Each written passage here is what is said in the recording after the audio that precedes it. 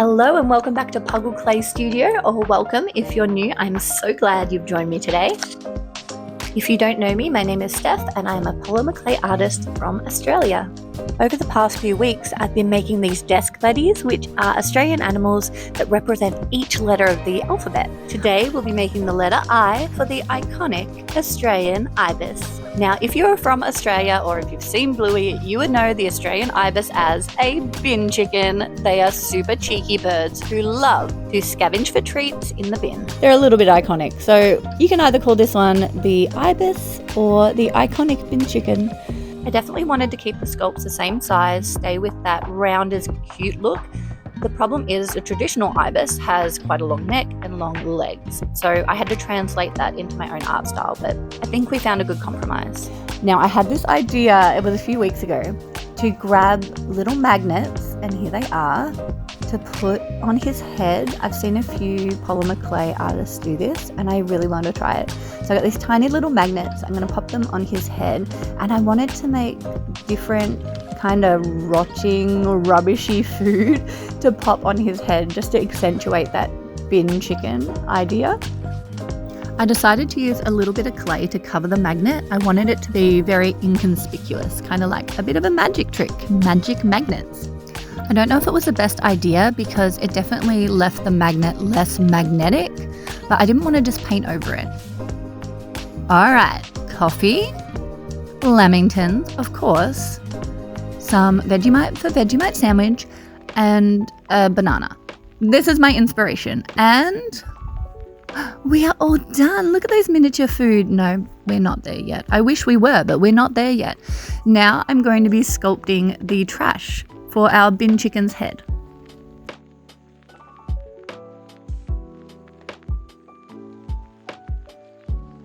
Yeah, at this point I was questioning my decision with the banana, but it did end up being one of my absolute favourite pieces of trash to pop on his head.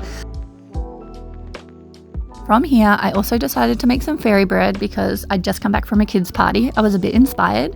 Here's our lamington. I'm putting an indent in to add some jam. And here we are putting the magnets in. So each piece of trash has a tiny magnet, which is our magic to keep the pieces fastened to our ibis's head. Time for some little details and some smoothing, as always. Now, I was really worried putting this guy in the oven. He was going to have the droopiest beak. So this is how I set him up, with the foil and in a little cup. I found this works quite well. And off to the oven he goes. While we're waiting for the ibis to bake and cool, I'm excited to share this hairy-nosed wombat with you, which was our letter H. I didn't do a long video on this one because I was having all those issues with the UV burns on my fingers, which, thank you for asking, they are getting better. But I had to share him on here because he's just adorable. While Ibis cools down, I decided to make the coffee. I'm going to make a takeaway coffee cup that's kind of squished. And as I'm not really one for tools, I thought I would simply just squish it with the lid of this super glue, and it actually worked perfectly.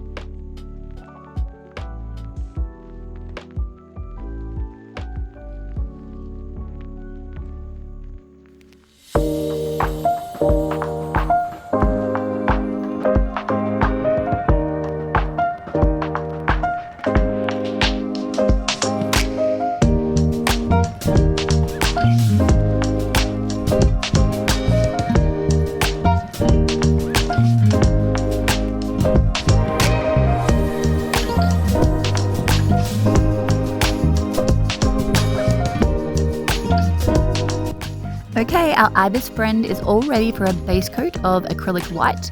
I find doing this helps the other colours to stand out and be very vibrant, whereas when I paint directly onto the clay with those other colours, they're just a bit muddy.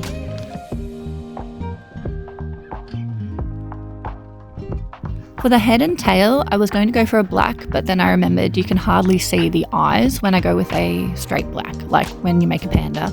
So instead I've mixed the espresso with the black, and I think that colour came out really nice. I considered using some of the colours that I'd used in the fairy bread or in the banana to make the accent circles that I do on the artwork, but it just ended up looking a bit clownish. So instead I went with this lovely stone grey. At this point, I remember thinking I need to keep these colours and make the bird from K-pop Demon Hunters.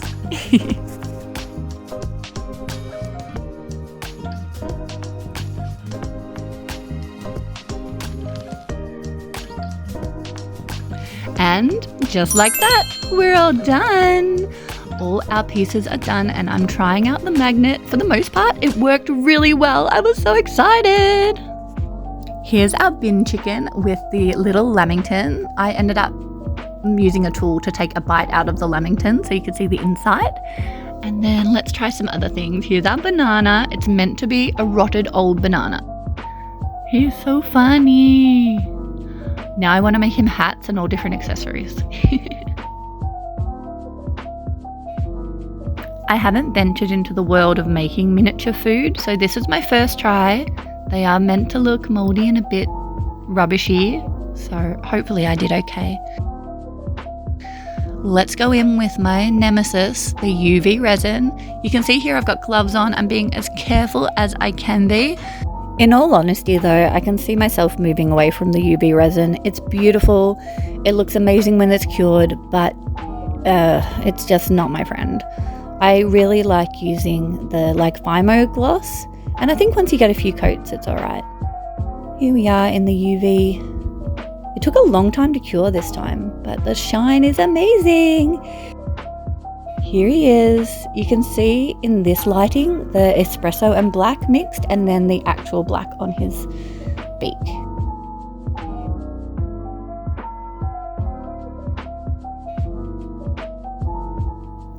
What a cheeky little guy. I love the way the magnets turned out, so if you're making polymer clay models and you haven't tried magnets before, give it a try. Super easy and a lot of fun. I can't wait to make this guy more accessories and maybe even incorporate magnets in some more sculpts going forward. As always, thank you so much for watching and supporting this channel. If you like this video, don't forget to like and subscribe, and I'll see you again next week. Bye!